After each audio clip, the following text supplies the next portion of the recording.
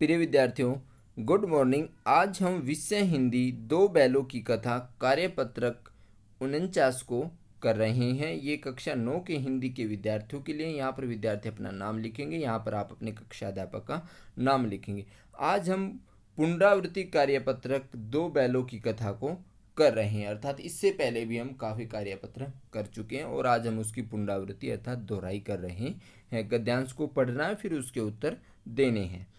आइए समझते हैं इस गद्यांश को। झुरी काका के दोनों बैलों का नाम थे, क्या थे? हीरा और मोती। जो झुरी काछी के दोनों बैलों के नाम क्या थे? हीरा और मोती। दोनों पछाई जाति के थे। जो हीरा और मोती थे वो पछाई जाति के थे। देखने में सुंदर, काम में चौकस और डील में ऊंचे। जो ऊपर होती है ना बैलों के, उसको डील बोलते हैं, कई जगह थूनी भी बोलते हैं। बहुत साथ साथ रहते, दोनों में भाईचारा हो गया। किन में? बैलों में। दोनों आमने सामने या साथ साथ बैठे हुए एक दूसरे से मूक भाषा में विचार विनिमय करते थे। विनिमय का होता है आदान प्रदान करना। मूक होता है बिल्कुल मौन रूप से, भाई वो कुछ इशारे करता, वो भी उसकी तरफ कर देता, आपस में समझ जाते और खुश रहते थे। एक दूसरे की मन की बात को कैसे समझा जाता था हम नहीं कह सकते। कह रहा कि हम नहीं जानते वो क्या बातें करते थे, किंतु अपने आप बातें करते थे और समझ भी जाते थे। अवश्य उनमें कोई ऐसी शक्ति थी जिसमें जीवों में श्रेष्ठता का दावा करने वाला मनुष्य वंचित है। अब लेखक कह रहा कि उनमें कोई ऐसी शक्ति थी, देवीय पावर थी, जिसमें जीवों में श्रेष्ठता का दावा करने वाला मनुष्य वंचित है। कह रहा जीवों में सबसे श्रेष्ठ मनुष्य को माना जाता। कह रहा वो भी वंचित है उस चीज से। कह रहा जीवों में वो शक्ति होती है जो मूक भाषा को समझ सकते हैं। कह रहा जीवों में जो सबसे श्रेष्ठ मानव है वो भी नहीं समझ सकता, वो उससे रहित है उस शक्ति से। और वो शक्ति किसके पास है? वो शक्ति उस जानवरों के पास में है। दोनों एक दूसरे को चाटकर और सूंघ कर अपना प्रेम प्रकट करते हैं। जानवर जो है चाटकर और सूंघ कर ही अपना प्रेम प्रकट करते हैं। चाटना मतलब अपनी जीव्या से चाटना, सूंघना मतलब उनको सूंघना। कभी कभी दोनों सींग भी मिला लिया करते हैं। कभी कभी दोनों सींग भी मिलाते हैं, खुश होते हैं तब। विग्रह के नाते से नहीं, विग्रह मतलब द्वंद या लड़ाई के नाते से नहीं, मिलने के नाते से करते हैं सींग मिलाने का काम।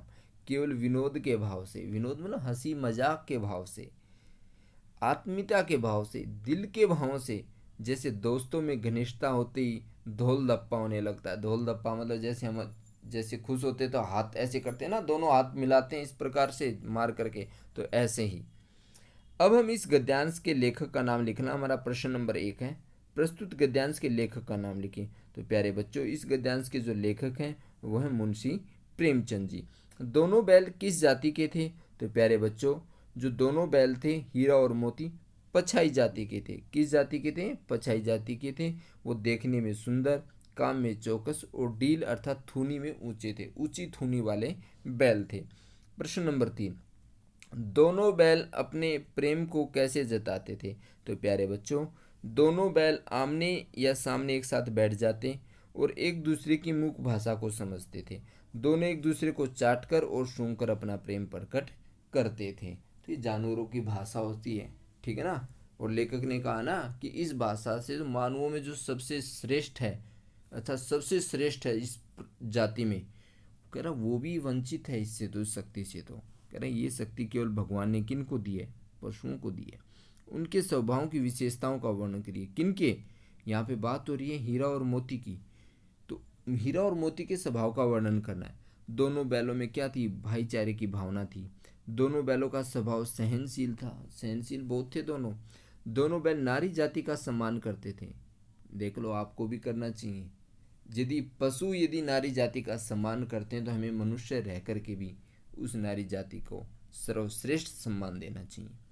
दोनों स्वतंत्रता प्रिय थे, उनको आज़ादी बहुत अच्छी लगती थी। दोनों बैल मिलकर निर्णय लेते थे, अर्थात अकेले कोई भी काम नहीं करते थे, आपस में मिलजुल कर ही सारा काम करते थे।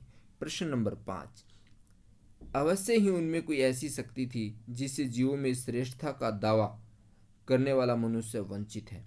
इस पंक्ति का आशय या भाव स्पष्ट कीजिए। कह रहा कि जो जीवों में सबसे श्रेष्ठ मनुष्य अपने आप को मानता है, कह रहा कि वो मनुष्य भी उस शक्ति से वंचित है। वो कौन सी शक्ति है जो उन जानवरों के पास में है, इसके बारे में बताना है।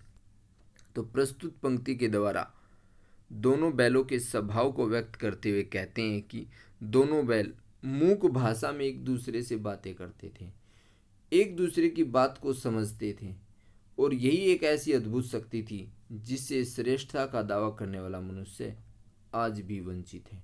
क्योंकि हम जानवरों की भाषा को, पक्षियों की भाषा को, इनको हम नहीं समझ पाते, क्योंकि इनकी एक मूक भाषा होती है।